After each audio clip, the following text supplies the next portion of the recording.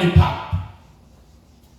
Everything has been formalized or directed in a manner that if it is not now, then it must be instant. That is the world that we are in. It is called the new millennium. But regardless of that, has God changed because mankind has changed? No. Mankind will change. Mankind has been changing, but God is the same yesterday, today, and forever. He is the same the way He was, and He is the way He is, and He will be the same even when we are not in this earth. Amen? Why? Because He is unchangeable. He is not a God who can die. We believe in a mighty God, a God who lives forever. Times are His creation. Repetition are man-made. God can only limit what He has created, but no repetition when it comes to God. And that's why you hear even some singers are singing, but it is from the book of Jeremiah, that what is that so hard that I cannot do it? You remember that song which is saying, ni lipi jambo hilo lililo ngumu ambalo siwezi kulitenda? Liseme kama kunalo ambalo ni ngumu Mungu hawezi kulitenda. Ni kwa sababu yale mambo yote tunayoyazungumza sisi kama mwanadamu ni yale Mungu aliumba. Kwetu sisi ni magumu kwa sababu beyond the creation we just hear or assume. But before the creation, God was. Amen? God was. And in this century, that everything is moving and moving very fast. For example, the other day I was wondering, is it buildings which have become smaller, or is it me who was small? Because I used to see buildings being very big. But as we were discussing with my friend, he told me it is because they have become common. Did you understand? Yeah. They were tall. They are even now. But because it was at a place by itself, that is why it was unique. But now, because the buildings are so many in the town of Nakuru, and some even are taller than the ones I used to see, I tend to think as if it's become so big that the building now we are almost at par. But it is not so. Those are the limitations of human beings. Those are the wariness of time. But with God, there is no limitation of time. There is no limitation of space. Because space, it is in the vocabulary of a human being. If God, by the imagination of the man of prophecy, the world is footstool. You know what is a footstool? A footstool is whereby your legs are stepping on when you are seated. Not stepping. Stepping on, I think it is when you are standing. It is just a footstool, the way it is being said. Because the legs are just resting when you are seated. It is not when you are standing. And most of the footstools don't hold somebody when standing. True? Yes. Because they are meant just to either warm your legs or rather to make your legs not to go down much. If that is the God we are talking about, what size is God? In our imagination, people think, and others don't, that God is so tall that if his legs are here and they imagine that his hand is in heaven. But if so, he would have been hit by an airplane or by some object which we are sending into the universe. Is it true? But now, our God is God. Don't imagine him as a human being. Don't contain him in your mind, because you can't. Actually, many tried, but they didn't. The only person who was nearer to who God is in the book of Revelation, when he is talking about God who is unimaginable and who we cannot fathom. Then David also came closer when he said, his thoughts are higher than our thoughts. His ways are higher than our ways. But I don't like the version of David, because he was comparing that our thoughts can be compared with God. Actually, there is nothing to compare. Because when you look at the best machine the human being has made, mostly it is in the form of transport. That is where the human being has really put a lot of effort for many years. And I think it was the biggest challenge in the first world of man. All of them, without the command of a man, they don't work. They don't function. That's why you will see most of you students, you have computers, you have laptops, you have the best. We thank God for giving you. But can that computer, with all that it is said and it is analyzed and it has been given the credit about, can it work without you touching it? Can it work? That is how a human being is before God. We are so helpless that without him, we are nothing. Regardless, we think we are so sharp, we are so unique, we think, all what we think, actually we just think. Why? Because it was thought by those people who are there before us. That's why you hear about somebody who wants to be an engineer. But before you are taught by the engineer who is teaching you, there was an engineer who taught the engineer. Is it true? And before that engineer was taught, there was a time when there was no engineer. What was there was someone who was discovering. Praise God.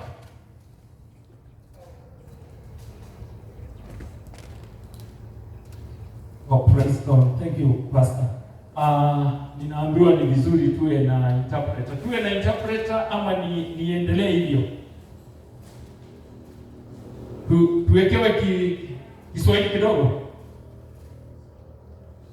Kwa wale hawasikii ni nani tunaona kama hatuko sawa? Yeah, we care and we are concerned. Kuna mtu ambaye anipati kati yetu? Do we have someone who is not anielewi? Let me see with a show of hand. Thank God. I think next Sunday we will be careful and we will do that. For today, are we in agreement?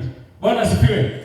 Wale watu wanasikia wapunge mkono. Wanipungie mkono. Na kama unisikii usipunge, nipungie. Bwana sifiwe. Amen. Nitajaribu kumix kiasi. So, I'm saying the way gadgets zetu tuko nazo, na hizo gadgets wakati wowote, hiyo gadget hata simu. Kwanza siku hizi unaona kila mtu yuko na simu mkononi, na ni kama hauna simu ni kama wewe hujafikisha, which is not true, because actually ni akili zetu tumekuwa tukipunguza, because like before I used to go to the booth na ninapiga namba na dial namba na nilikuwa na namba kama 100 kwa kichwa, especially za kampuni zile ambayo ninahusiana nazo na za marafiki zangu. But today hata ya Pastor Chichi mwenye tunapigiana simu kama 4 ama 5 kwa siku sina, kwa sababu nitakuonyesha tu na kupiga. Sio kitu imenipunguza, imeniongeza ama imepunguza? Imenipunguza. Yeah, because if I were in the old days I would be remembering namba ya Kabarak wakati huo, kabla kupata hii simu. Nilikuwa bado mimi ni mtu wa Kabarak. Msione kama mimi ni mgeni hapa sana. Nilikuwa bado mtu hapa. Namba ya Kabarak nilikuwa ninaipiga hata kwa nini, nilikuwa najua mahali ya kupinya inaingia. Bila kuangalia na inaingia. Na ninapata Kabarak. Kama nitampata mwenye alikuwa ananifahamu vizuri, kama ndiye alikuwa exchange kwa moyo, alikuwa anaitwa Kigen. Nikipata Kigen nimepata mahali yote nile ninataka. Nikikosa Kigen itanibidi nieleze kazi zaidi. But today, even those numbers I don't remember them. Actually it is true I don't need them, but the truth is siendelei pandio na siongezeki pande nyingine. Why? Ukitoka kwa simu ni wewe huyo umeenda kwa computer, umebonyesha, umeenda. Sasa we don't even understand what will happen. They have changed even the preachings these days.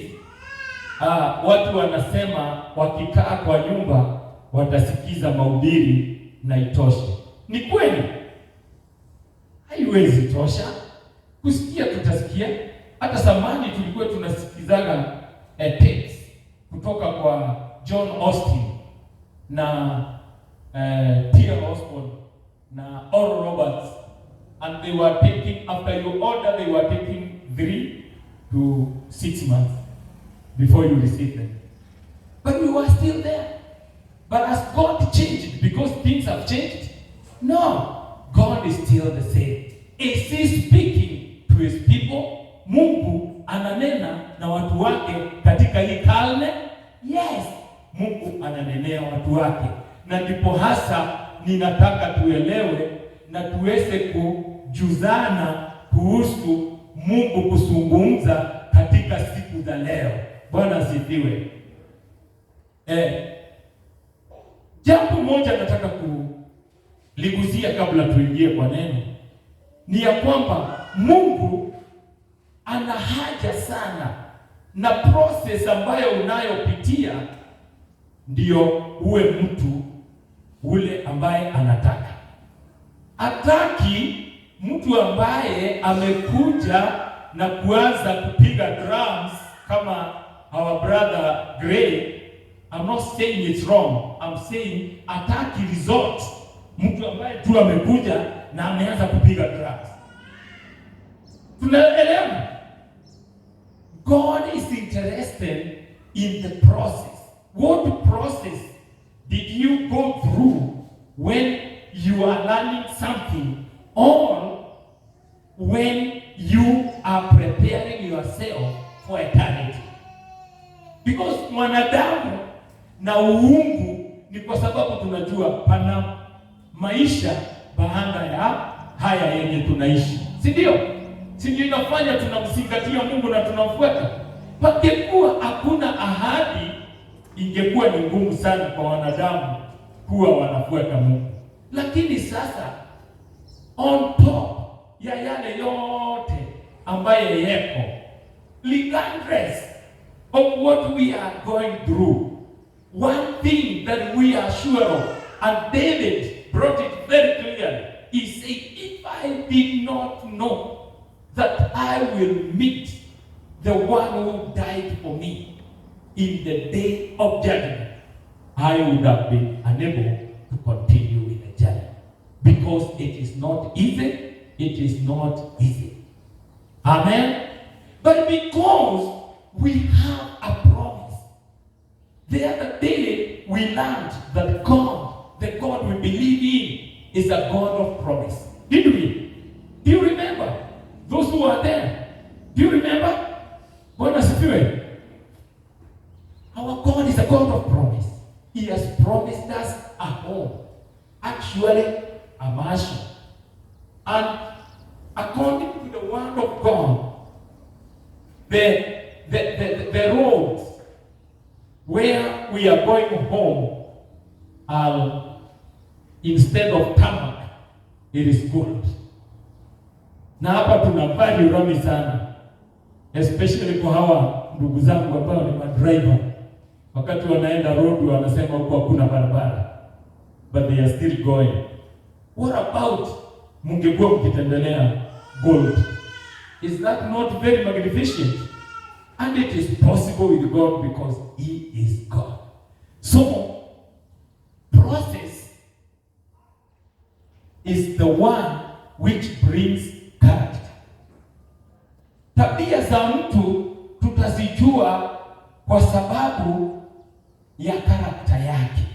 Karakta tunaweza kosa kujua kwa siku moja, lakini hiyo siku moja mtu anaweza kuja hapa atoe ushuhuda mrefu mpaka tuseme ala, huyu mtu na Mungu Lakini tukifuata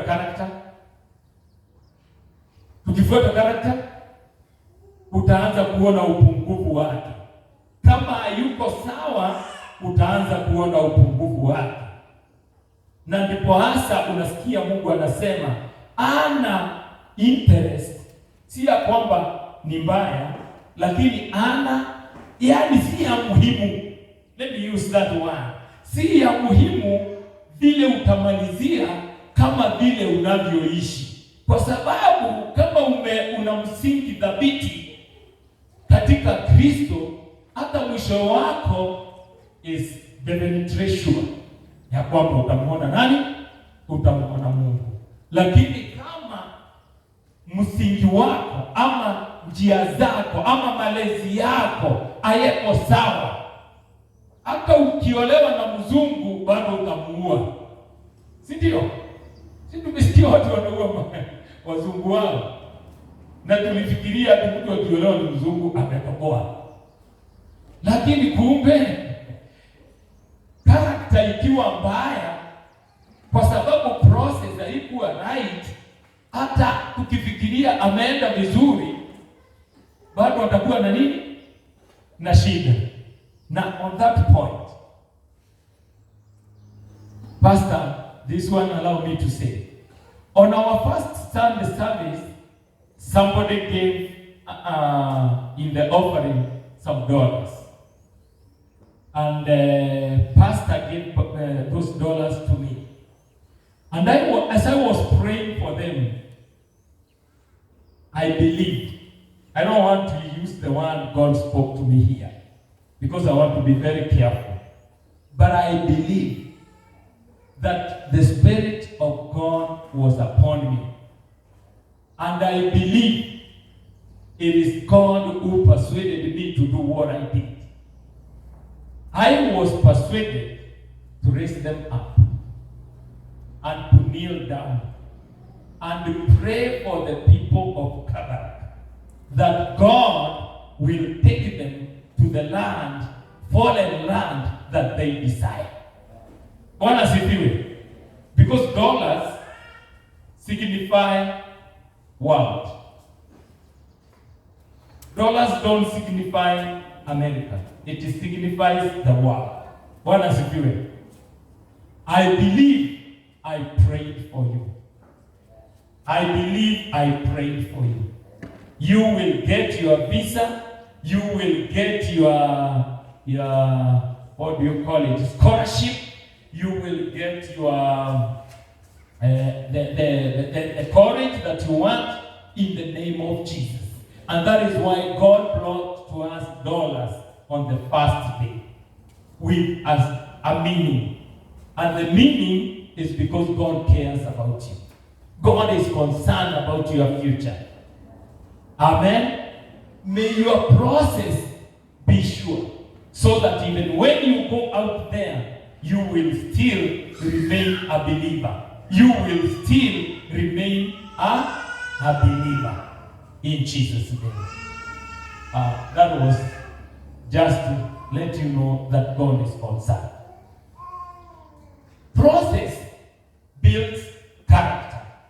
That is why we have so much about David's life in the Bible, and it is so elaborate such that regardless he had many brothers, he is exceptional. Amen? Why? He formed the character of patience because he was always with the sheep in the field. And let me tell you, if there is a creation God did in a unique manner, is a sheep. I admire to be a sheep. I pray God that I may continue being a sheep. Because sheep are never in a hurry.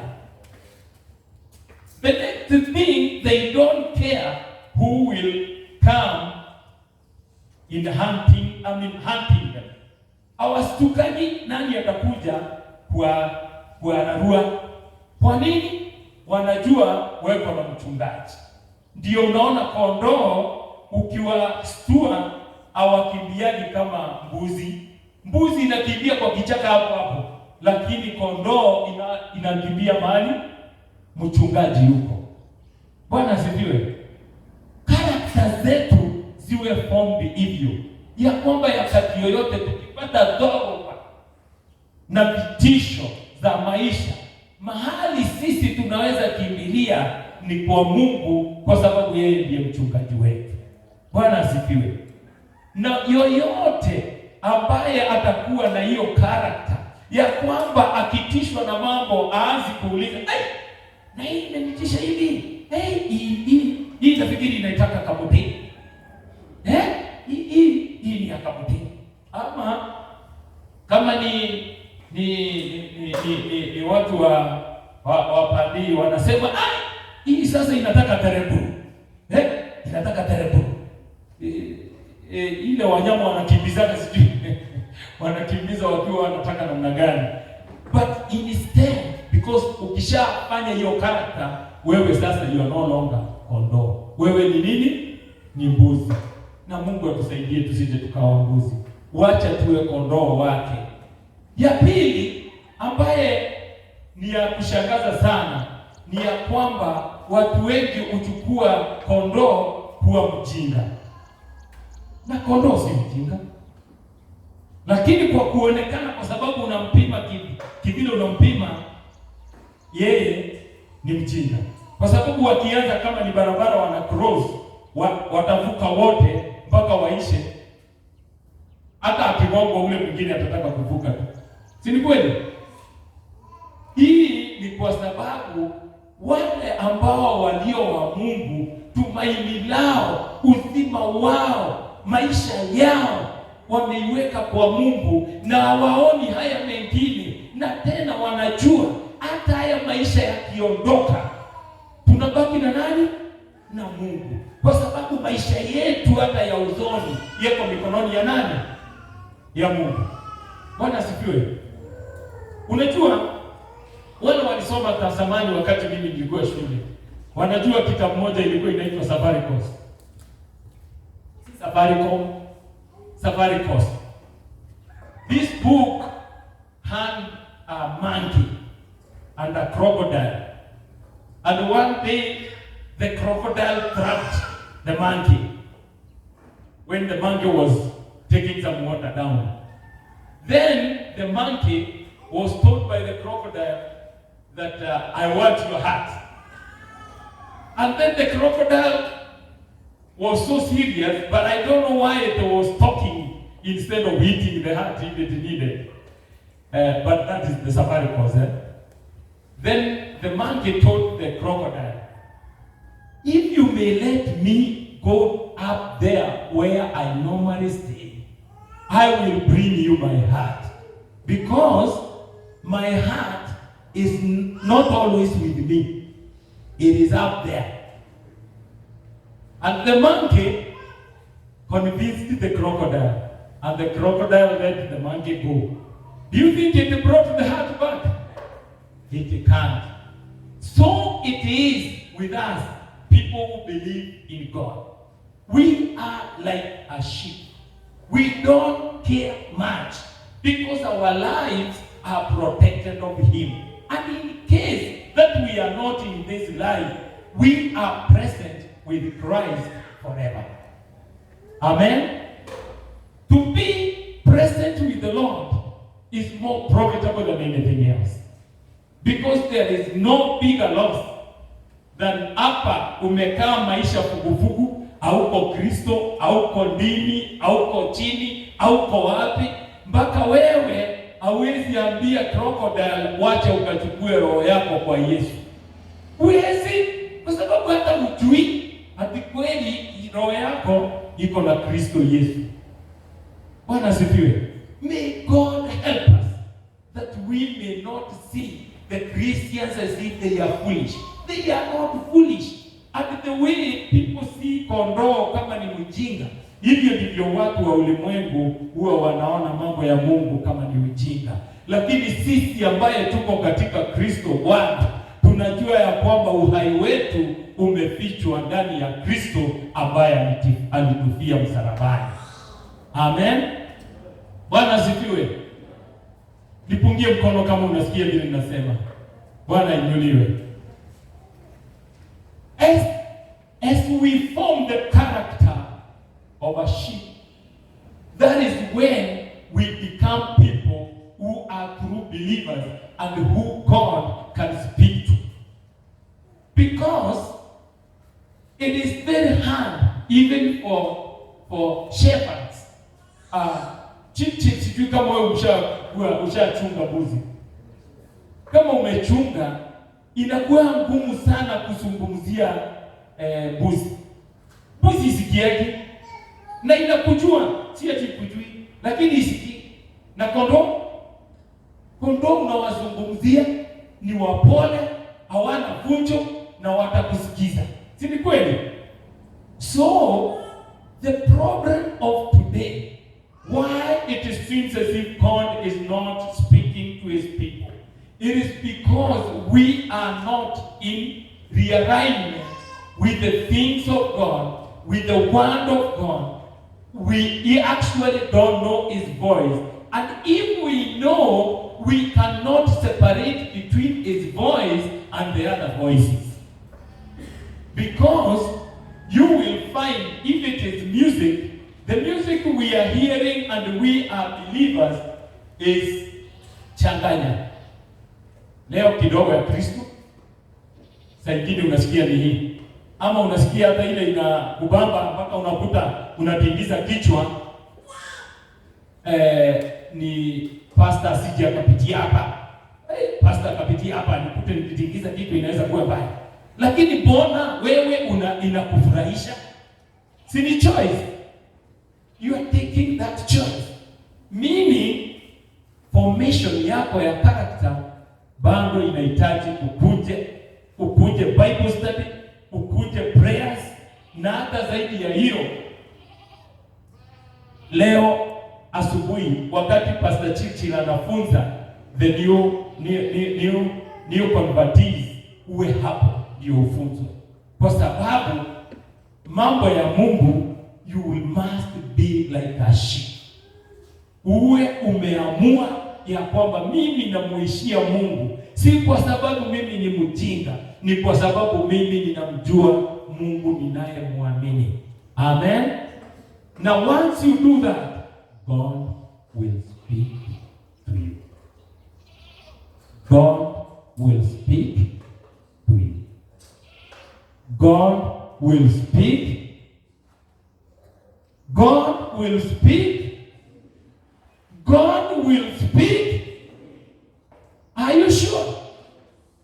From the character, God will speak. Bwana asifiwe. Aujifahamu Bwana. Can you confess that I believe? God will speak to me. I will do all what He wants me to do. I will do as what He would want me to do for Him to speak to me. Why is it important for God to speak to us? Why is it that every human being is keen about God speaking to him or her? Why is it that in the accident of the Ethiopian airplane, you remember just the other day, that it is said all of the people, once they came to know, and it was 5 minutes, once they came to know that they can't now land, all of them were praying. Why? Because human being knows, hata ule mjeuri kiasi gani anajua kuna Mungu mbinguni. Ni kweli ama si kweli? Hata saa hiyo unasikia mwanadamu analinga, anasema hii pesa yangu inanitosha, nitaenda hospitali Ulaya. Did you see a governor die just the other day? If it is money, the governor died. But God is the one who holds our life.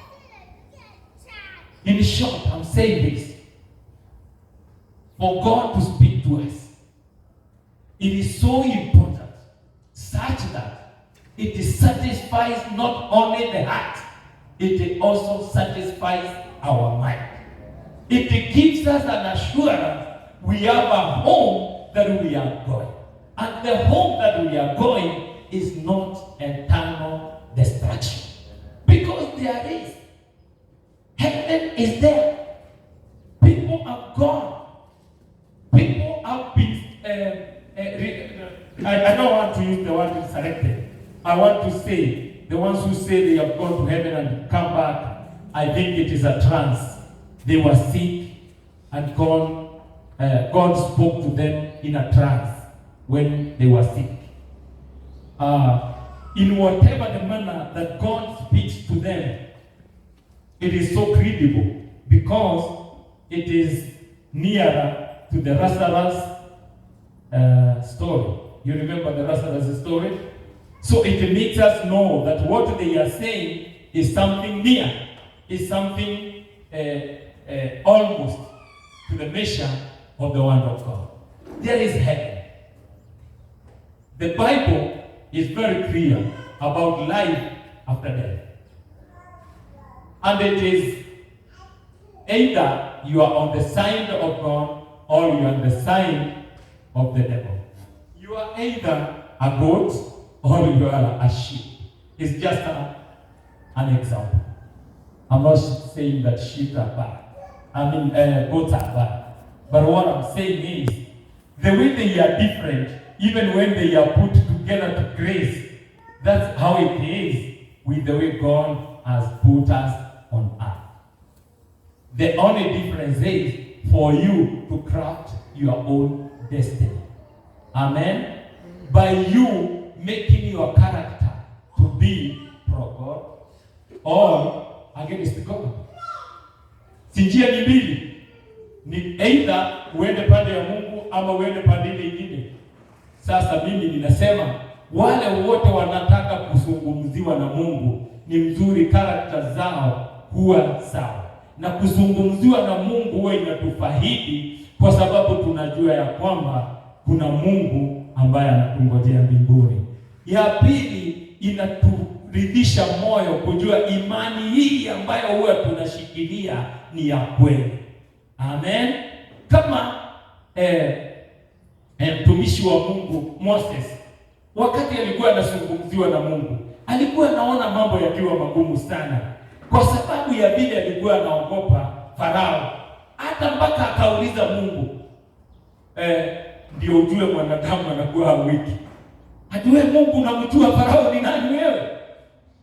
It is as if Farao is not God's creation. Hatuwe unamjua Farao ni, that is the way we are, kwa sababu ya uoga ile ambayo tunakuwa nayo, lakini aliambiwa na Mungu, usijali, wewe enenda kule unakoenenda, ni mimi nimekutuma, na ile utasema ni mimi nitakwambia. Bwana sifiwe.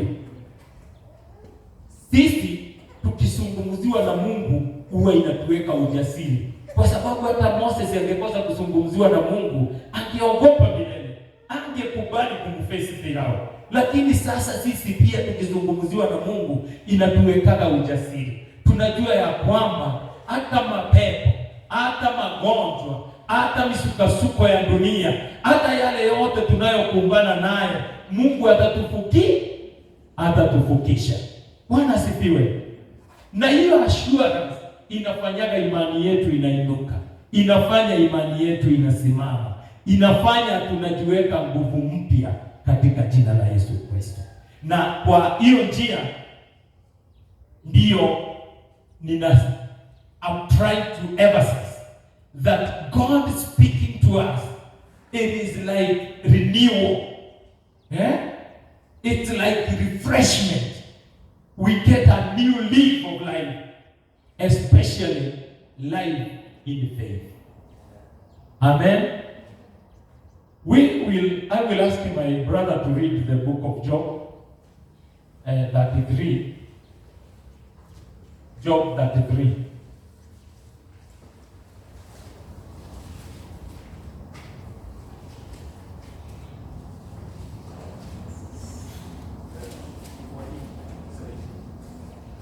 Job 33, verse 14.